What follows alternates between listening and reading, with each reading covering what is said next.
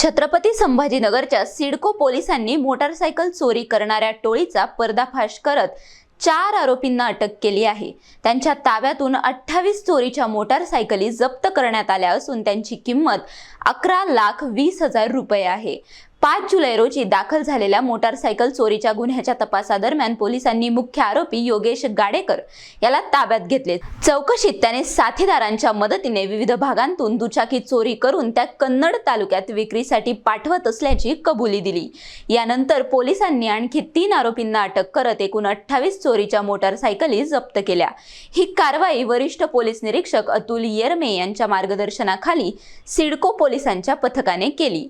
CIDCO police स्टेशनच्या हद्दीमध्ये मागील वर्षभरात आणि यावर्षी सुद्धा विविध मोटरसायकल चोरी गेल्या होत्या।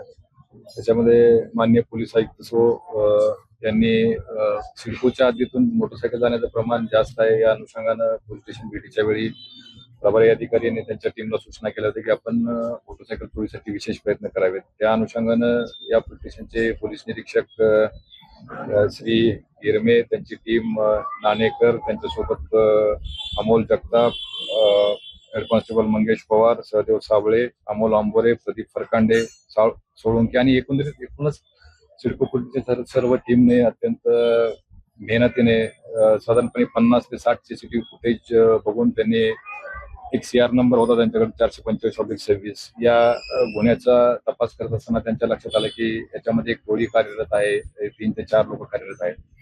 तर 4 आरोपी या गुन्ह्यामध्ये त्यांनी अटक केलेली आहेत आणि त्यांचा 10 दिवसाचा PCR मिळालेला आहे। आतापर्यंत आरोपीच्या ताब्यातून 28 मोटरसायकल जप्त करण्यात आलेल्या आहेत।